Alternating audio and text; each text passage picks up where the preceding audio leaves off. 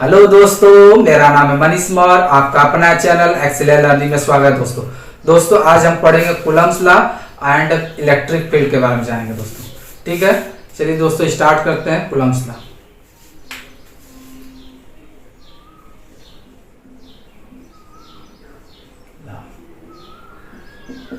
दोस्तों Coulomb's law जानने से पहले हम जान लेते हैं ग्रेविटेशनल लॉ, क्योंकि दोस्तों ग्रेविटेशनल लॉ जो है वो कूलम्ब्स लॉ के जैसा ही है और ये आप पढ़ चुके हैं क्लास 9th में दोस्तों। ठीक है, उसमें आप पढ़े थे कि according to gravitational law universe में दो या दो से अधिक जो बॉडी प्रेजेंट हैं वो एक दूसरे को अपनी ओर अट्रैक्ट करती हैं। अगर सपोज कर लिया दोस्तों कि एक बॉडी m1 है और दूसरा बॉडी क्या है m2 है, दो बॉडी है जो एक दूसरे से r डिस्टेंस पर रखे गए हैं। कितने डिस्टेंस पर रखे गए? r डिस्टेंस पर रखे गए। ठीक है, तो जो लगने वाला अट्रैक्टिव फोर्स होगा दोस्तों वो डायरेक्टली प्रोपोर्शनल होगा product of mass of body, मतलब m1 एंड m2। ठीक है, और जो फोर्स होगा वो इनवर्सली प्रोपोर्शनल होगा square of distance between two body. ठीक है, मतलब 1/r स्क्वायर दोस्तों। इसे इक्वेशन 1 मान लेते हैं दोस्तों, इसे इक्वेशन 2 मान लेते हैं। तो जो लगने वाला रिजल्टिव फोर्स होगा मतलब फ्रॉम इक्वेशन 1 एंड इक्वेशन 2 दोस्तों क्या हो जाएगा? फोर्स इज डायरेक्टली प्रोपोर्शनल, इसको इक्वेट कर दीजिए m1 m2 upon r square हो जाएगा। ठीक है ना दोस्तों। अब जानते हैं दोस्तों कि प्रोपोर्शनल हटाते हैं तो एक कांस्टेंट आता है। यहां पर जो कांस्टेंट होता है उसको कैपिटल G से डिनोट करते हैं। ठीक है ना दोस्तों, और ये m1 m2 इसका रख दीजिए दोस्तों। ठीक है, इस G का जो दोस्तों नाम होता है वो क्या है? Gravitational constant. क्या बोलते हैं? ग्रेविटेशनल कांस्टेंट या यूनिवर्सल कांस्टेंट भी बोलते हैं दोस्तों। और इसका जो वैल्यू होता है G = 6.67 इंटू 10⁻⁻11 पढ़े थे आप दोस्तों। अच्छा, इसका यूनिट क्या लिखेंगे दोस्तों? देखिए G को रोक दीजिए यहाँ पर, तो इसका यूनिट क्या है? न्यूटन हो जाएगा। r स्क्वायर ऊपर से आ जाएगा तो क्या होगा? मीटर स्क्वायर अपॉन मास का क्या हो जाएगा? kg, और 2 मास है तो होल स्क्वायर हो जाएगा। ठीक है दोस्तों, ये था मतलब दो बॉडी के बीच जो ग्रेविटेशनल फोर्स होता था उसके लिए फॉर्मूला ये ग्रेविटेशनल में बताया गया था। ऐसे कैलकुलेट कर सकते थे यदि कोई दो बॉडी क्या हो यूनिवर्स प्रेजेंस है तो उनके बीच लगने वाला फोर्स को मेजर कर सकते थे। ठीक है, कूलम्ब्स लॉ ने भी क्या किया था? दो या दो से अधिक जो चार्ज होते हैं उनके भी जो अट्रैक्टिव फोर्स या रिपल्सिव फोर्स होता है उसको फाइंड आउट किए थे और उसको फॉर्मुलेट किए थे, उसके लिए फॉर्मूला बनाए थे। ठीक है, ताकि मेजर कर सके। ठीक है ना दोस्तों। तो उन्होंने बोला था क्या? अकॉर्डिंग टू कूलम्ब्स लॉ यदि दो चार्ज रेस्ट पर, मतलब मान लीजिए प्लस माइनस q1 है दूसरा का वो चाहे प्लस माइनस q2, ये एक दूसरे से r डिस्टेंस पर रखे गए हैं। कितने डिस्टेंस पर रखे गए? r डिस्टेंस पर। तो जो इन दो चार्ज के बीच लगने वाला अट्रैक्टिव फोर्स या रिपल्सिव फोर्स जो होगा वो क्या होगा? इन दोनों चार्ज के प्रोडक्ट के मैग्नीट्यूड के डायरेक्टली प्रोपोर्शनल होगा। देखिए क्या है बोला? Q1 और Q2 के प्रोडक्ट के मैग्नीट्यूड का मतलब होता है यहाँ साइन हम छोड़ देंगे, प्लस माइनस नहीं लेना, हमें केवल मैग्नीट्यूड लेना है, वैल्यू लेना है। ठीक है ना दोस्तों। और जो दोस्तों फोर्स होगा इन दोनों चार्ज के जो डिस्टेंस है, डिस्टेंस के स्क्वायर के इनवर्सली प्रोपोर्शनल होगा, जैसा कि इसमें बताया गया। सिमिलर लग रहा है दोस्तों। तो इसको इक्वेट करते हैं फ्रॉम इक्वेशन 1 एंड 2 से दोस्तों। क्या होगा, F is directly proportional Q1 Q2 upon R square लिख सकते हैं दोस्तों। अब दोस्तों इस प्रोपोर्शनल को जब हटाएंगे तो कांस्टेंट आएगा, इस कांस्टेंट का नाम क्या रखेंगे, यहाँ K से डिनोट करते हैं, ठीक है, Q1 और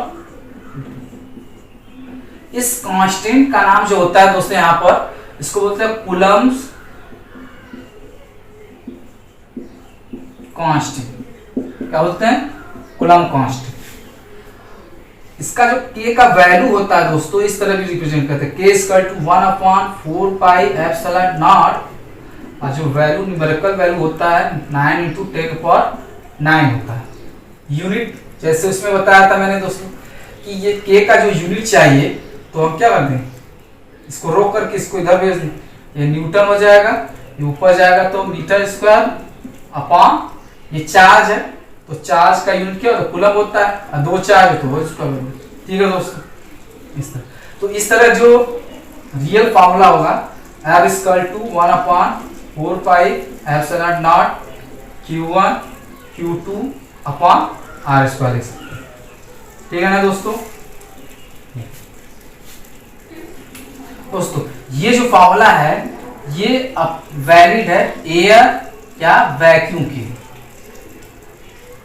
इसका क्या मतलब हुआ दोस्तों, कहने का मतलब दोस्तों दो चार्ज है Q1 और Q2, इनके भी जो मीडियम होगा, मीडियम वो एयर होगा या एयर कोई मीडियम ही ना हो, मतलब जहां एयर प्रेजेंट नहीं होता उसे वहां पर क्या बोलते हैं, वैक्यूम, वो वैक्यूम होता है। तो वैक्यूम हो सके या एयर, अगर इन दोनों के अलावा कोई दूसरा मीडियम हो जाए, जैसे वाटर हो जाए या कोई पेपर यहाँ पर रख दिया जाए या कार्डबोर्ड रख दिया जाए या कोई मेटेलिक सब्सटेंस के बीच में लाकर रख दिया जाए, तब के लिए फॉर्मूला चेंज हो जाएगा। तो आप लिख सकते हैं, आप बता रहे हैं दोस्तों,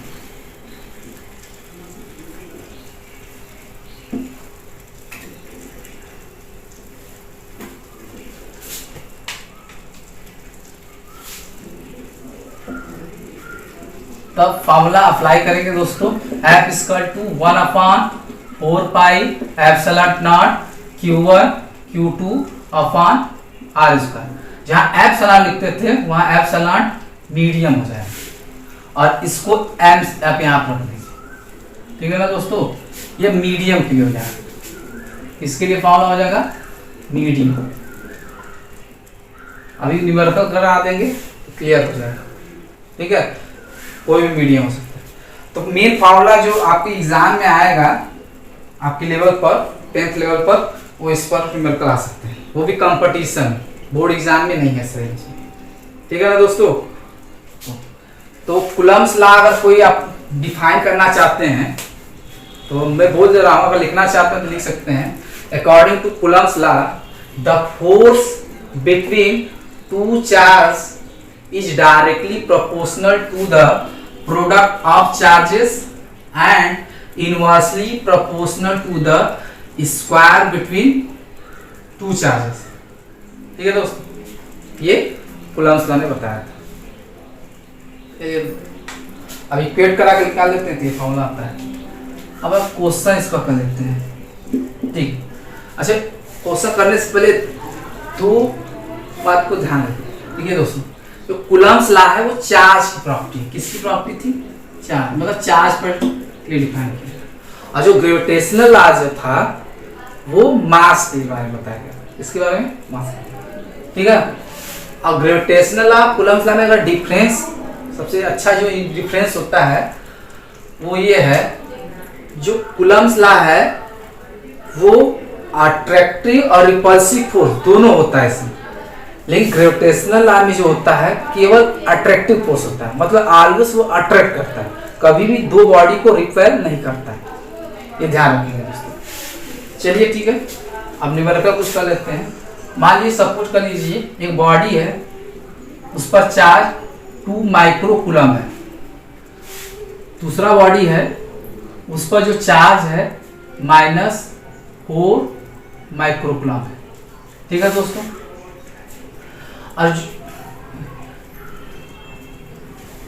और ये एक दूसरे से 4 सेंटीमीटर डिस्टेंस पे क्या है, सेपरेट है, तो रखेगा। तो फाइंड करना है, find coulomb force between charge and it's nature. ठीक है, तो हमें फाइंड करना है कि फोर्स कितना होगा इन दोनों चार्ज के लिए, और इसका नेचर, नेचर का मतलब क्या होगा, नेचर का मतलब ये होगा दोस्तों कि अट्रैक्ट करेगा कि रिपेल करेगा। तो आप जानते हैं कि अपोजिट चार्ज जब होता है तो वो क्या करता है, अट्रैक्ट करता है, और सेम चार्ज होगा तो रिपेल करेगा। तो यहाँ पर चार्ज अपोजिट है तो अट्रैक्ट करेगा। अब फोर्स कितना होगा ये लिख लीजिए। तो पहले गिवन क्या दिया गया है, इस वाले चार्ज मतलब Q1 है, Q1 इक्वल टू 2 माइक्रोकूलम ले लीजिए, इसको चेंज कर लीजिए। तो 1 माइक्रोकूलम में कितना होता है, 10 पावर माइनस 6 होता है। तो यहाँ पर क्या रख देंगे, 2 इंटू 10 पावर माइनस 6 कूलम हो जाएगा। सिमिलरली दोस्तों Q2 इक्वल टू क्या हो जाएगा, -4 माइक्रोकूलम है, तो यहाँ पर -4 इंटू 10 पावर माइनस 6। ठीक है, और एक चीज नोटिस करिए दोस्तों, जब मैंने बोला यहाँ पर मैग्नीट्यूड लेना है चार्ज का, मैग्नीट्यूड लेने के चार्ज का मतलब ये होगा कि उसका केवल वैल्यू लेंगे, साइन छोड़ देंगे। नेगेटिव पॉजिटिव से हमें लेना देना है कुछ, तो हम नेगेटिव छोड़ देंगे। और आर डिस्टेंस कितना दिया, 4 सेंटीमीटर दिया दोस्तों। तो 4 सेंटीमीटर को मीटर में चेंज करेंगे क्या होगा, 4 इंटू 10 पावर माइनस 2 मीटर हो जाएगा दोस्तों। ठीक है, अब देखिए के का वैल्यू आप पता है, क्या होता है, 9 इंटू 10 पावर 9 होता है। ये एग्जाम में दे भी सकता है और नहीं दे। ठीक है, न्यूटन मीटर अपॉन। अब फार्मूला जानते हैं, F equal to 1/4 pi epsilon not Q1 Q2 upon R square. ठीक है, अच्छा आपको मैंने यहाँ पर बोला नहीं कि ये दो जो चार्ज है वो एयर में है कि किस मीडियम में। तो जब कभी क्वेश्चन में न बोला जाए तो आप समझ जाइए कि वहां पर एयर या वैक्यूम के लिए है, और कोई दूसरा मीडियम होगा तो क्वेश्चन में देगा जरूर से। कई बार लिख के देता रहता है, एयर भी बोलता है, और नहीं बोलेगा तो आप समझिए कि, और कोई दूसरा मीडियम होगा तो वो मीडियम देगा। चलिए, तो एफ इक्वल टू इतने का वैल्यू पुट करिए, 9 टू 10 पावर 9। Q1 का वैल्यू कितना है, रख दीजिए 2 इंटू 10 पावर माइनस 6। Q2 का वैल्यू कितना है, 4 इंटू 10 पावर 6 अपॉन R का वैल्यू कितना है, 4 इंटू 10 पावर माइनस 2 का होल स्क्वायर हो जाएगा। ठीक है ना दोस्तों, तो F इक्वल टू हम लिख सकते हैं। अच्छा दोस्तों, ये 9 इससे मल्टीप्लाई कर दीजिए, 8 हो जाएगा। अच्छा इसको सॉल्व करेंगे तो क्या हो जाएगा, 3 9 माइनस, और ये है सॉरी 12 माइनस 12 और 9 सब्ट्रैक्ट करेंगे कितना आएगा, -3 अपॉन, देखिए इसका होल स्क्वायर करेंगे ये 16 हो जाएगा, और इसका जब होल स्क्वायर करेंगे ना 10 पावर -4 से मल्टीप्लाई होगा। देखिए इससे कैंसिल आउट 2 हो जाएगा, तो 9/2, इसको ऊपर भेजेंगे तो 10 पावर पॉजिटिव हो जाएगा, तो 10 रह जाएगा। ठीक है ना, अब इससे मल्टीप्लाई कर, सॉरी डिवाइड कर, 4.5 10 मतलब 5। ठीक है ना दोस्तों, इसमें 45 न्यूटन्स, और ये अट्रैक्टिव मतलब अट्रैक्ट करेगा। इसे नोट कर लीजिए।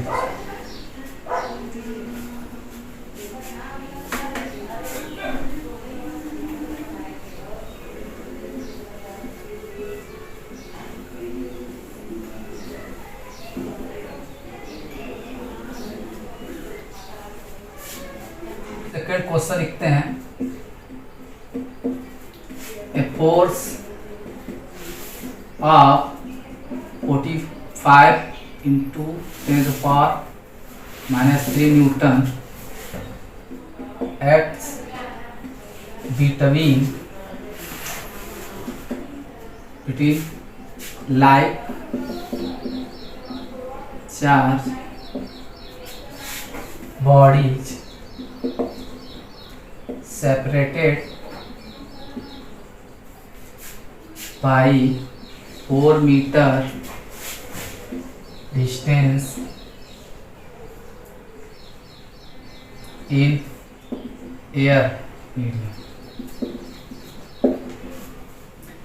If magnitude of one charge body 8 microcoulomb, then find magnitude of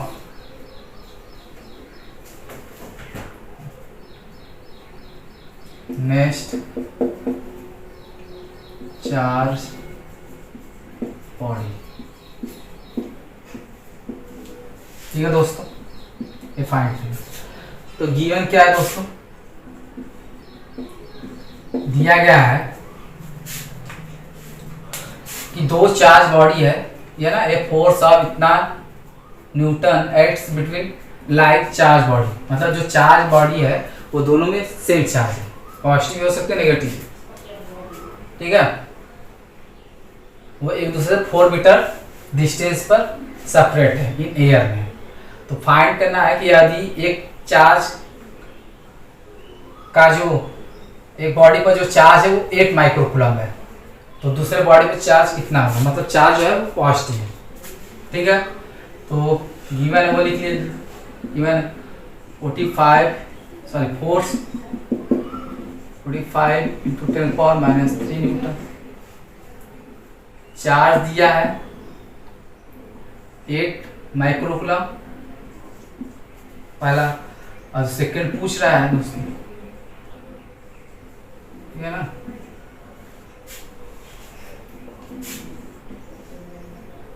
और डिस्टेंस इन दोनों के बीच में कितना दिया, 4 मीटर, तो R= 4 मीटर, ठीक है। तो अब जानते हैं दोस्तों क्या दिया है कि 8 माइक्रोकूलम है, दूसरा चार्ज फाइंड करना है, Q1 है, इनके बीच का जो सेपरेशन है वो R/4 मीटर दिया है, ठीक है। इनके बीच जो लगने वाला फोर्स है वो 45 into 10⁻³ न्यूटन दिया है, ठीक है ना। तो हम वी नो दैट हम लिख सकते हैं 1/4πε0, क्योंकि मीडियम एयर है, यहाँ बोला गया है ना मीडियम एयर है यहाँ पर, ठीक है।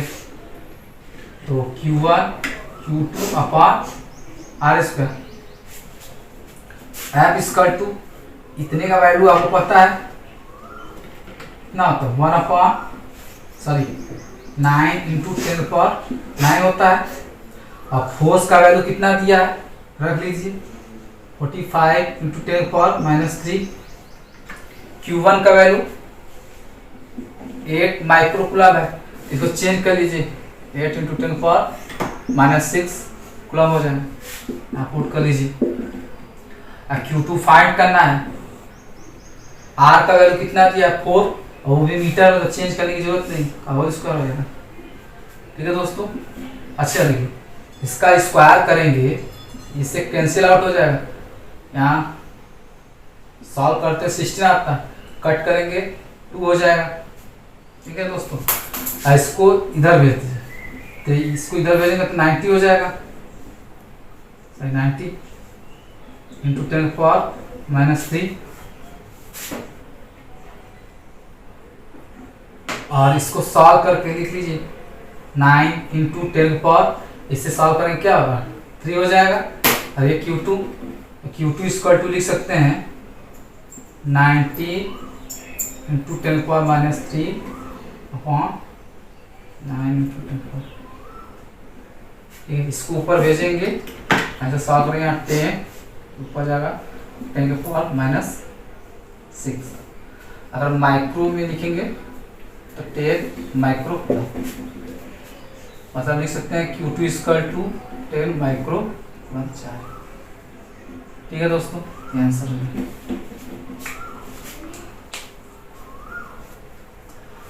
अब दोस्तों पढ़ेंगे इलेक्ट्रिक फील्ड।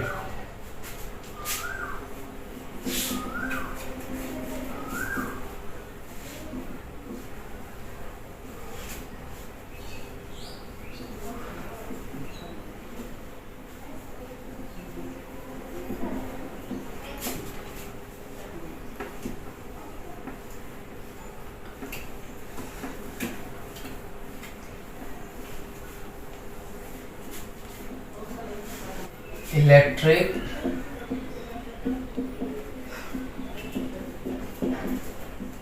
फील्ड,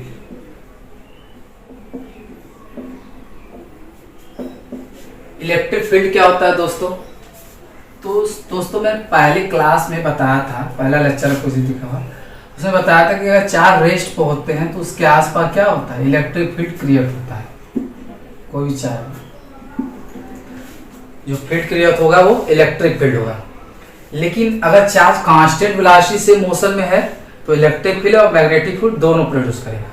फिलहाल आप मुझे इलेक्ट्रिक फील्ड पढ़ना है और वो भी रेस्ट चार्ज के बारे में, ठीक है ना, रेस्ट चार्ज आएगा तब पढ़ना। तो देखिए दोस्तों क्या होता है इलेक्ट्रिक फील्ड, अगर कोई चार्ज रेस्ट पर है प्लस माइनस तरह रेस्ट, तो इतना तो सही हो गया कि आसपास इलेक्ट्रिक फील्ड होगा। कैसे डिफाइन करेंगे कि इलेक्ट्रिक फील्ड है इसके आसपास? तो हम क्या करेंगे, कोई दूसरा चार्ज लेंगे और ये अगर चार्ज इसके आसपास लाएंगे और फोर्स एक्सपीरियंस करेगा तो हम बोल देंगे उसके आसपास क्या है, इलेक्ट्रिक फील्ड है, वो डिफाइन है। तो हमने लेट के लिए चार्ज, टेस्ट चार्ज, इसको बोलते हैं टेस्ट चार्ज। जो टेस्ट चार्ज होता है दोस्तों वो यूनिट पॉजिटिव चार्ज होता है। और याद रखिए दोस्तों, जो टेस्ट चार्ज है उसका खुद का कोई इलेक्ट्रिक फील्ड नहीं होता, क्योंकि बहुत ही लाइटली चार्ज है, बहुत हल्का चार्ज है, ठीक है। इसका बस यूज हम क्या एक्सपीरियंस करने के लिए करते हैं, तो अपने से ले लेते हैं चार्ज। तो टेस्ट चार्ज Q0 है, इसको जब इसके पास लाएं तो सपोर्ट के लिए A से B, फिर B से C पर, तो जब चार्ज को A पर लाएं तो कोई फोर्स एक्सपीरियंस नहीं हुआ, इसका मतलब इलेक्ट्रिक फील्ड यहाँ पर क्या, जीरो, मतलब इसके आसपास इलेक्ट्रिक फील्ड लाइन नहीं है। जब B पर लाए तो फोर्स जीरो है, यहाँ पर भी इलेक्ट्रिक फील्ड नहीं है। लेकिन जैसे C पर लाए फोर्स जीरो नहीं है, इसका मतलब इलेक्ट्रिक फील्ड यहाँ पर जीरो नहीं है, मतलब इसके आसपास इलेक्ट्रिक फील्ड है, ठीक है ना दोस्तों। तो एक सर्टेन रीजन चार्ज को लाने पर जो फोर्स एक्सपीरियंस होता है इस चार्ज का, तो हम बोल सकते हैं ये जो रीजन है, ये रीजन क्या कहलाएगा, इलेक्ट्रिक फील्ड कहलाएगा, ठीक है ना दोस्तों। तो हम लिख सकते हैं दोस्तों कि ए charge experience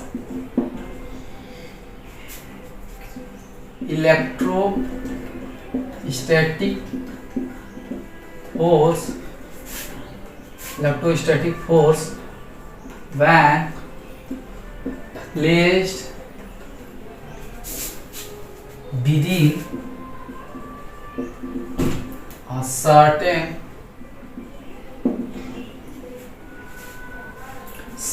region surrounding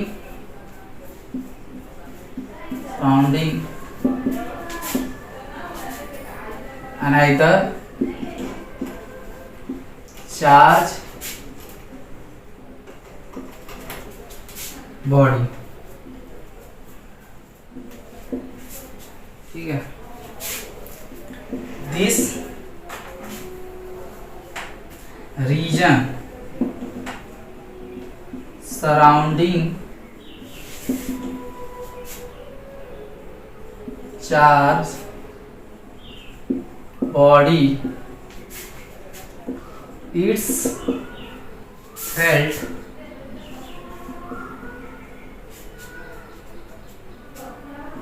by either charge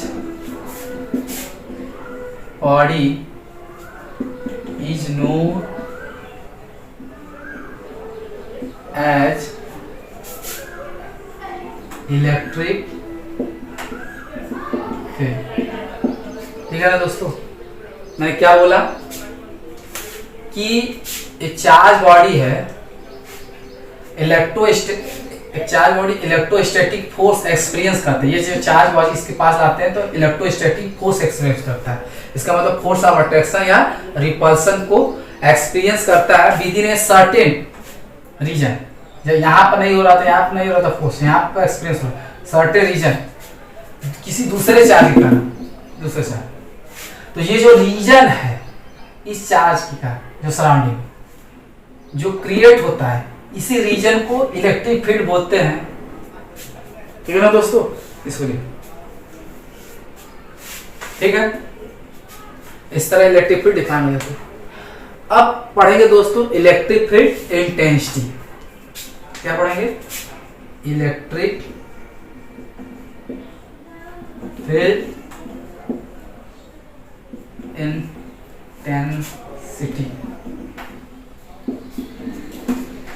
electric field intensity क्या होता है दोस्तों? देखिए दोस्तों, कोई चार्ज क्यों है, इससे r डिस्टेंस पर कोई पॉइंट P है, तो इस पॉइंट P पर कितना इलेक्ट्रिक फील्ड का जो कैपेसिटी होगा, मतलब क्षमता हो सकते हैं, स्ट्रेंथ।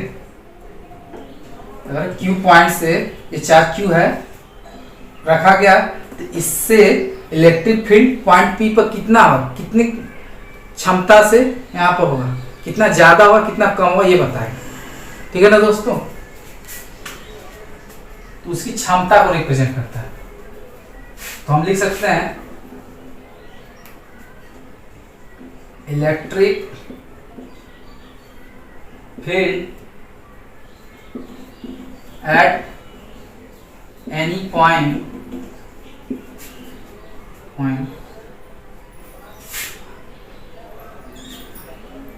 में इलेक्ट्रिक फील्ड इंटेंसिटी बताना है। Electric field intensity any point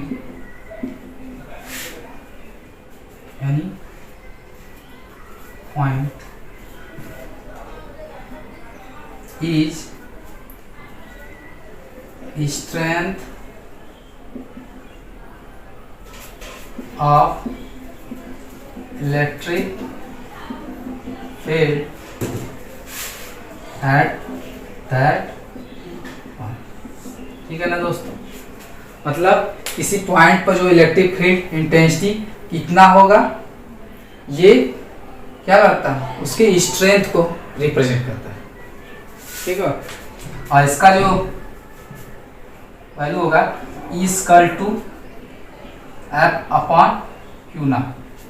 देखिए दोस्तों, अगर मुझे पॉइंट P पर मुझे इलेक्ट्रिक फील्ड इंटेंसिटी चाहिए तो हम क्या करते हैं, कोई दूसरा टेस्ट चार्ज लेंगे। टेस्ट चार्ज हम अपने से ला कर रखते हैं, जैसे यहाँ पर रखेंगे तो अब अगर ये जितना फोर्स को एक्सपीरियंस करेगा, ये चार्ज जितना फोर्स को एक्सपीरियंस करेगा उसी से रेशियो कर दिया जाए उस चार्ज का, तो वो क्या करेगा, इलेक्ट्रिक फील्ड इंटेंसिटी को रिप्रेजेंट करेगा। मतलब वो वैल्यू पता चल जाए कितना होगा, ठीक है ना दोस्तों, ये फॉर्मूला, इसका यूनिट क्या होगा, न्यूटन पर coulomb.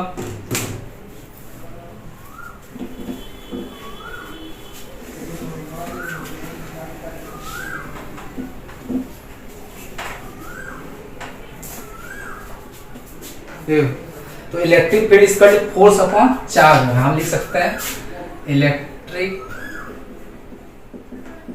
Field intensity equal to force upon charge. ठीक है दोस्तों, इक्वल टू, अच्छा दोस्तों इस फोर्स को आप कूलम्स लॉ से लिखना चाहें तो F इक्वल टू क्या लिखेंगे, 1/4 एप्सिलॉन नॉट। अगर इन दोनों चार्ज के बीच का मीडियम एयर हो तो ये Q, ये चार्ज है, पहला चार्ज Q है, दूसरा चार्ज क्या है, Q नॉट है, अपॉन R स्क्वायर। अगर इसको यहाँ पुट कर दिया जाए इस फॉर्मूले में तो क्या हो जाएगा, E इक्वल टू F रख लीजिए 1/4 epsilon naught Q naught upon R square by Q naught. Q naught cancel out हो जाएगा दोस्तों, E equal to 1/4 epsilon naught Q upon R square, ये फॉर्मूला। तो ये है electric field intensity at any point के लिए फॉर्मूला। मतलब किसी भी पॉइंट पर मुझे इलेक्ट्रिक फील्ड इंटेंसिटी चाहिए तो ये फॉर्मूला अप्लाई करके निकाल सकते हैं। ठीक है दोस्तों, इसको कुछ न्यूमेरिकल करेंगे, पहले जान लेते हैं। अच्छा दोस्तों, ये हमसे पूछा जाए कि इसकी SI यूनिट क्या होगा, तो SI unit of electric field क्या होता है, न्यूटन पर कूलम। फोर्स का न्यूटन, न्यूटन पर कूलम होगा। और ये वेक्टर क्वांटिटी, स्केलर क्वांटिटी ये पूछा जाता है एग्जाम में। तो देखो दोस्तों, ये फील्ड पता है, इसमें डायरेक्शन होता है, इसमें डायरेक्शन मेजर करते हैं, किस डायरेक्शन कितना फील्ड क्रिएट हो रहा है, ये न्यूमेरिकल में पूछा जाता है। तो ये क्या है, इसमें डायरेक्शन होता है। तो डायरेक्शन जिसमें कंसीडर करते हैं वो क्या होता है, वेक्टर क्वांटिटी होता है।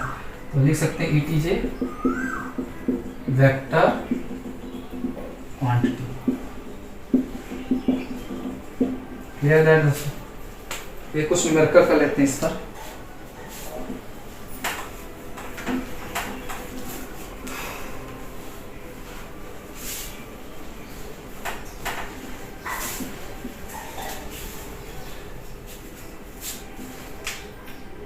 क्या फॉर्मूला जाने, electric field equal to force upon charge. एक फॉर्मूला ये, और सेकंड फॉर्मूला किसी पॉइंट पर अगर मुझे इलेक्ट्रिक फील्ड चाहिए तो equal to 1/4 epsilon naught Q upon R square. तो दो फॉर्मूला है इस पर। कुछ देखिए क्वेश्चन, अगर मान लीजिए एक चार्ज है 2 माइक्रो कूलम है, ठीक है दोस्तों, इस चार्ज से 4 सेंटीमीटर डिस्टेंस, मान लीजिए R स्क्वायर 4 सेंटीमीटर डिस्टेंस पर मुझे कोई पॉइंट P है, इस पॉइंट P पर मुझे इलेक्ट्रिक फील्ड इंटेंसिटी फाइंड करना है। क्या हो जाएगा, क्वेश्चन बोलेगा find electric field intensity eight point P। तो क्या है क्वेश्चन, गिवन क्या दिया है दोस्तों, Q equal to +2 micro coulomb दिया है। इसको चेंज कर लीजिए कूलम में, 2 × 10⁻⁻⁶ कूलम हो जाएगा। आर का जो वैल्यू होगा दोस्तों 4 सेंटीमीटर दिया है, इसको चेंज कर लिए 4 × 10⁻⁻2 मीटर। ठीक है, फार्मूला ये अप्लाई करना है किसी पॉइंट के लिए। इक्वल टू यहाँ लिख सकते हैं we know that equal to 1/4 pi epsilon naught Q upon R square. Value put करिए दोस्तों, इसका वैल्यू क्या होता है 9 × 10⁻9 और चार्ज कितना है क्यू रख दीजिए 2 × 10⁻⁻6 और आर का वैल्यू कितना है 4। ये इसे कैंसिल आउट करेंगे, यहाँ 2 हो जाएगा, मतलब 9/2 इंटू इसको इधर कैंसिल कट करेंगे तो 10⁻⁻4 होगा। ऐसे सॉल्व करेंगे तो 10⁻5।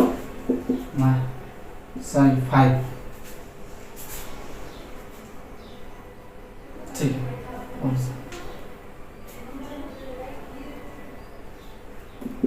तो ये 4.5 इंटू 10⁻5 न्यूटन ये चार्ज है। ठीक है ना दोस्तों, इस तरह हम किसी भी पॉइंट पर इलेक्ट्रिक फील्ड फाइंड कर सकते हैं। अब दोस्तों नेक्स्ट क्वेश्चन देखते हैं।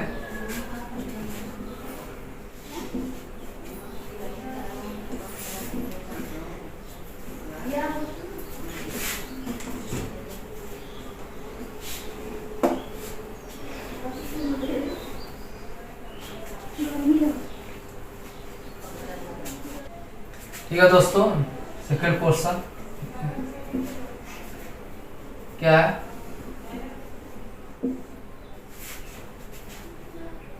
Find the magnitude of electric charge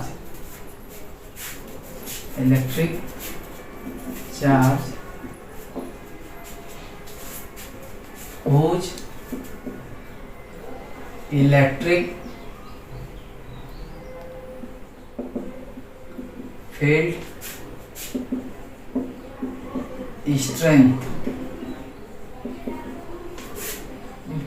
electric field strength मतलब इलेक्ट्रिक फील्ड इंटेंसिटी हो सकते हैं 18 × 10⁻³ न्यूटन पर कूलम at distance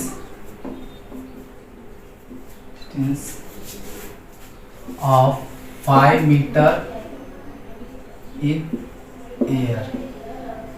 ठीक है दोस्तों, चलिए इसमें क्या दिया है, कोई चार्ज है, कितना चार्ज नहीं बताया।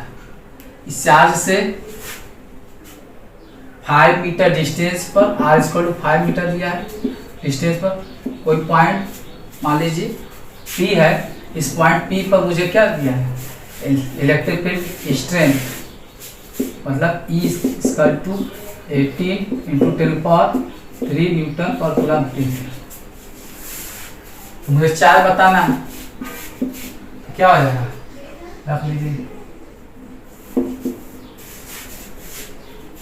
गिवन है E = 18 × 10⁻³ न्यूटन पर कूलम और R = दिया है 5 मीटर। क्यों फाइंड करना है, फॉर्मूला जानते हैं आप दोस्तों, E = होता है 1/4 pi epsilon naught Q upon R² होता है दोस्तों। E = इतने का वैल्यू क्या होता है 9 × 10⁻9। अच्छा, इसमें E का वैल्यू भी दिया है, रख लीजिए। तो 3 Q का वैल्यू क्या है, यही तो फाइंड करना था, R5 का होल स्क्वायर हो जाएगा। अच्छा दोस्तों, इसको इधर कर दीजिए, इसको नीचे Q = लिख सकते हैं क्या, इसको इधर भेजेंगे 18 × ऐसे सॉल्व करेंगे 25 हो जाएगा 10⁻³ अपॉन इसको नीचे कर लीजिए अपॉन 9। ठीक है दोस्तों, इससे कैंसिल आउट 2 हो जाएगा और 2 से इसे मल्टीप्लाई करेंगे तो ये 50 इंटू, इसको ऊपर भेजेंगे तो क्या होगा, 10 की पावर जाएगा -6 हो जाएगा। ठीक है ना दोस्तों, ये कैंसिल आउट हुआ, 2 होगा, ऐसे मल्टीप्लाई 50। ठीक, तो ये 50 माइक्रो कूलम देख सकते हैं। ठीक है, चलिए अब पढ़ेंगे कुछ इंपॉर्टेंट पॉइंट। ठीक है,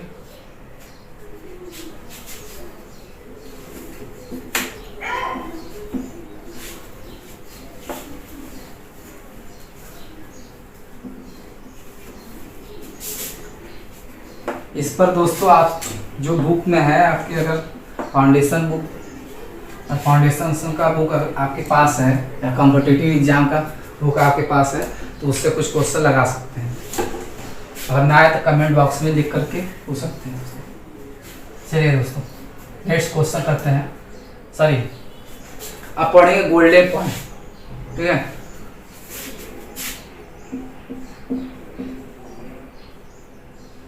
कोई हेडिंग नहीं है दोस्तों, ये कोई जैसे नोट्स लिखते हैं, इसमें कुछ हाईलाइट पॉइंट है ज़्यादा, इसलिए इसको हम गोल्डन पॉइंट। आपको मैंने पहले क्लास में बताया था कि जो चार्ज किसी बॉडी के ऊपर जो चार्ज आता है वो इलेक्ट्रॉन के एक्सेस और डिफरेंस से कहलाता है। तो जो एक्सेस ऑफ इलेक्ट्रॉन रखता है, किसी बॉडी के ऊपर एक्सेस ऑफ इलेक्ट्रॉन होगा तो वो क्या होगा, नेगेटिव चार्ज रखेगा, और जो डिफिशिएंसी ऑफ बॉडी होगा वो क्या होगा, पॉजिटिव चार्ज रखेगा। हम लिख सकते हैं excess of electron on the body takes negative charge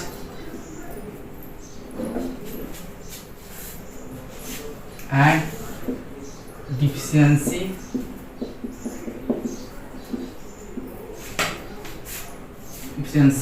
of electron on the body takes positive charge. ठीक है ना दोस्तों। सेकेंड पॉइंट दोस्तों,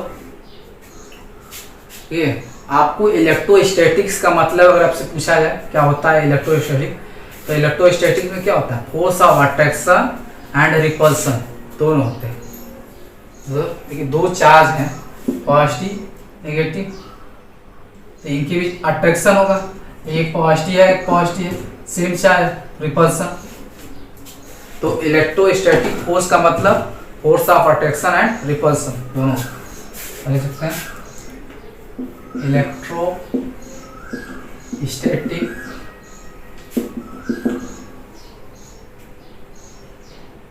force means force of attraction and repulsion between charge।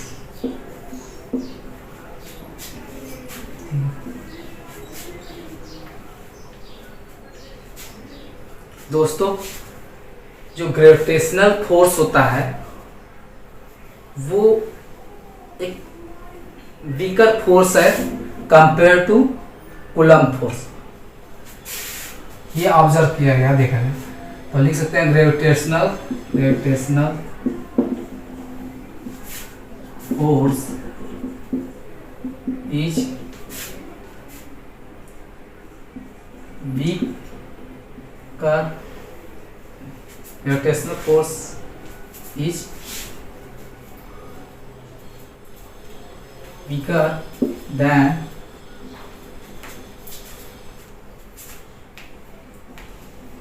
Coulomb force। अगर एक स्टैंडर्ड में लिखे जाए, इसको ध्यान रखिए, सबसे ऑर्डर में लिखे तो न्यूक्लियर फोर्स सबसे ज्यादा होता है, न्यूक्लियर फोर्स, फिर उसके बाद इलेक्ट्रोस्टैटिक फोर्स होता है, स्टैटिक फोर्स, फिर तब जाके ग्रेविटेशनल फोर्स होता है।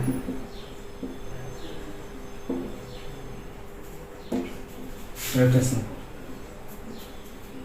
ठीक है ना दोस्तों। न्यूक्लियर फोर्स, ये दोनों फोर्स के बारे में जानते हैं।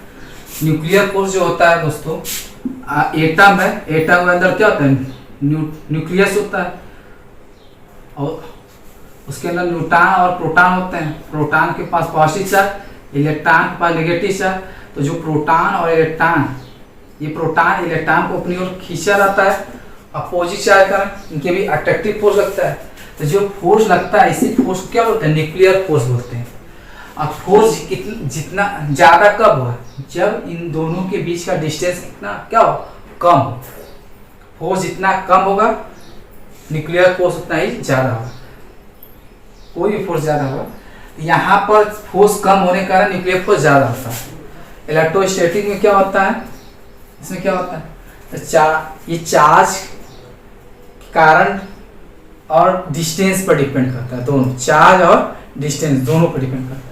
ग्रेविटेशनल फोर्स भी डिस्टेंस और चार्ज, डिस्टेंस और बॉडी पर, ठीक है। फोर्थ पॉइंट है gravitational force is always attractive force, ठीक है। but Coulomb force attractive as well as repulsive force है, ठीक है ना दोस्तों।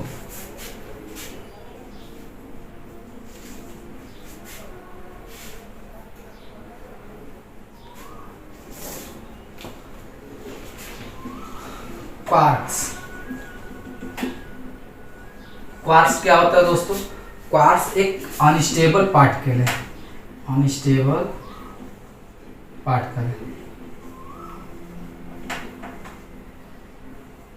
क्वार्क्स से ही मिलकर प्रोटॉन और न्यूट्रॉन बनते हैं दोस्तों। ये क्वार्क्स का वैल्यू क्या है, इसका E/3 plus minus E/3 value होता है, plus minus E/2 plus minus 3 plus minus 4 so on. तो 3 क्वार्क्स को मिलाकर के क्या होता है, प्रोटॉन बनते हैं या न्यूट्रॉन, ठीक है ना दोस्तों। अब लास्ट पॉइंट है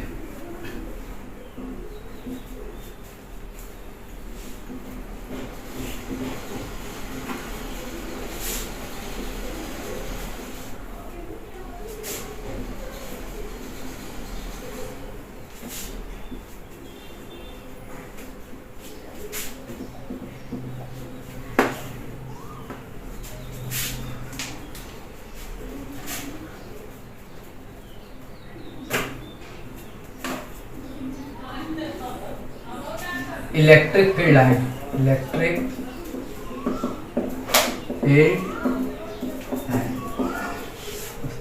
इलेक्ट्रिक फील्ड लाइन क्या होता है दोस्तों, और जो पॉजिटिव है ये नेगेटिव चार्ज है, तो जो electric field line positive start होते हैं और टर्मिनेट होते हैं नेगेटिव चार्ज।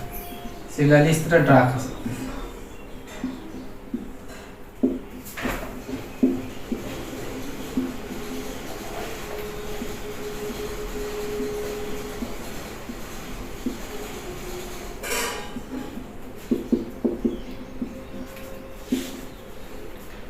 इस डायरेक्शन में ऐसे मिलेगा।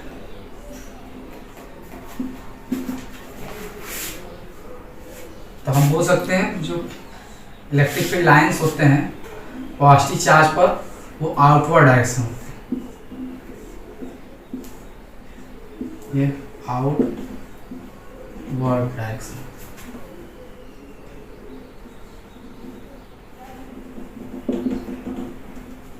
और नेगेटिव चार्ज पर क्या होता है दोस्तों, इनवर्ड डायरेक्शन।